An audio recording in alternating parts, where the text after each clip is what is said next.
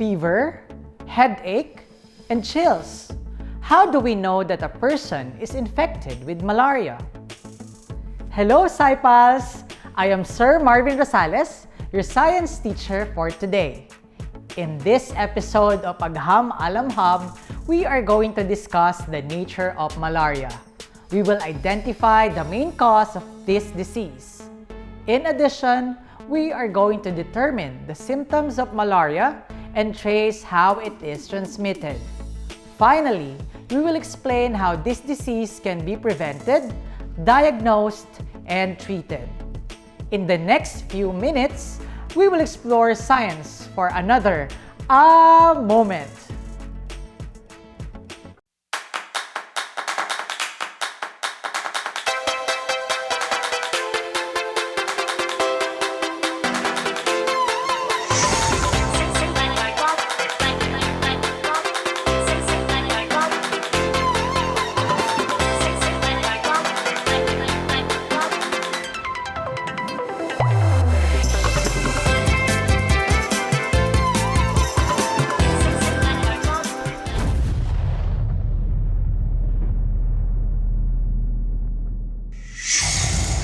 Remember that infectious diseases commonly spread through the direct transfer of bacteria, viruses, or other germs from one person to another.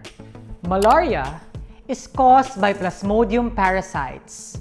The parasites are spread to people through the bites of infected female Anopheles mosquitoes called malaria vectors. There are 5 parasite species that cause malaria in humans, and 2 of these species, Plasmodium falciparum and Plasmodium vivax, pose the greatest threat. In 2018, Plasmodium falciparum accounted for 99.7% of estimated malaria cases in the World Health Organization African region, 50% of the cases in the World Health Organization Southeast Asia region, 71% of cases in the Eastern Mediterranean, and 65% in the Western Pacific. Plasmodium vivax is the predominant parasite in the World Health Organization region of the Americas, representing 75% of malaria cases. What are the symptoms of malaria? Malaria is an acute febrile illness. In a non-immune individual, symptoms usually appear 10 to 15 days after the infected mosquito bite. The first symptoms, fever, headache, and chills, may be mild and difficult to recognize as malaria. If not treated within 24 hours, Plasmodium falciparum malaria can progress to severe illness, often leading to death.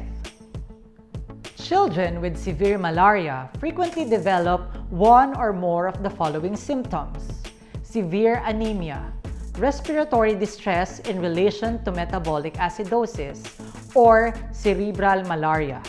In adults, multi-organ failure is also frequent. In malaria-endemic areas, people may develop partial immunity, allowing asymptomatic infections to occur. Some population groups are at considerably higher risk of contracting malaria and developing severe disease than others. These include infants, children under 5 years of age, pregnant women, and patients with HIV/AIDS, as well as non-immune migrants, mobile populations, and travelers. How is malaria transmitted? In most cases, malaria is transmitted through the bites of the female Anopheles mosquitoes. There are more than 400 different species of Anopheles mosquito. Around 30 are malaria vectors of major importance and bite between dusk and dawn. The intensity of transmission depends on the factors related to the parasite, the vector, the human host, and the environment. Anopheles mosquitoes lay eggs in water, which hatch into larvae eventually emerging as adult mosquitoes. The female mosquitoes seek a blood meal to nurture their eggs. The long lifespan and strong human biting habit of the African vector species is the main reason why approximately 90% of the world's malaria cases are in Africa. Transmission also depends on climatic conditions that may affect the number and survival of mosquitoes, such as rainfall patterns, temperature, and humidity. In many places, transmission is seasonal, with a peak during and just after the rainy season. Human immunity is another important factor, especially among adults in areas of moderate or intense transmission conditions. Partial immunity is developed over years of exposure, and while it never provides complete protection, it does reduce the risk that malaria infection will cause severe disease. For this reason, most malaria deaths in Africa occur in young children, whereas in areas with less transmission and low immunity, all age groups are at risk. How is malaria infection prevented? Sleeping under insecticide-treated nets or ITN can reduce contact between mosquitoes and humans by providing both a physical barrier and insecticidal effect. Indoor residual spraying or IRS with insecticides is another powerful way to rapidly reduce malaria transmission. It involves spraying the inside of housing structures with an insecticide, typically once or twice per year. To confer significant community protection, IRS should be implemented at a high level of coverage. Anti-malarial medicines can also be used to prevent malaria. For travelers, malaria can be prevented through chemoprophylaxis, which suppresses the blood stage of malaria infections, thereby preventing malaria disease. Early diagnosis and treatment of malaria reduces diseases and prevents deaths. It also contributes to reducing malaria transmission.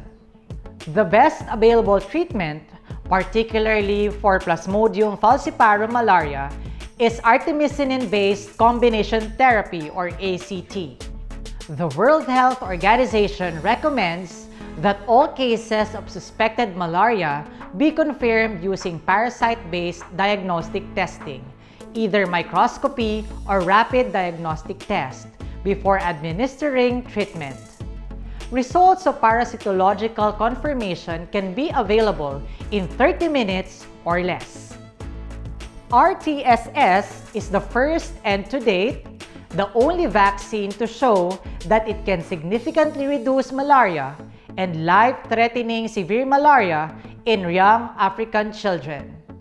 It acts against Plasmodium falciparum, the most deadly malaria parasite globally and the most prevalent in Africa.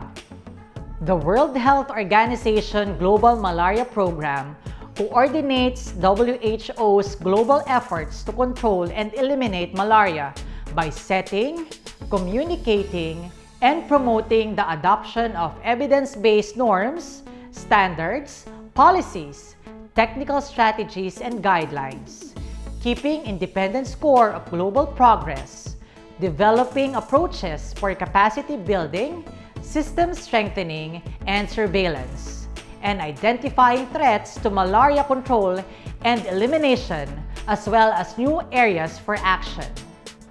The High Burden to High Impact program builds on the principle that no one should die from a disease that can be prevented and diagnosed, and that is entirely curable with available treatments.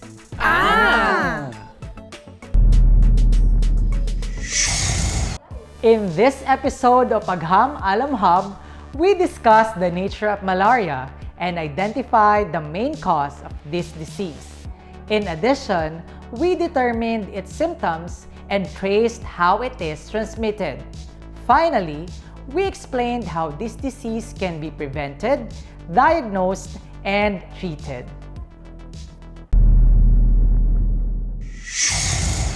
That's all for today, SciPals!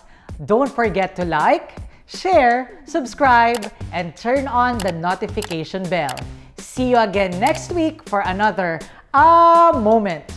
Only here in Agham Alam Hub, Palagian's SciTech Portal. Bye!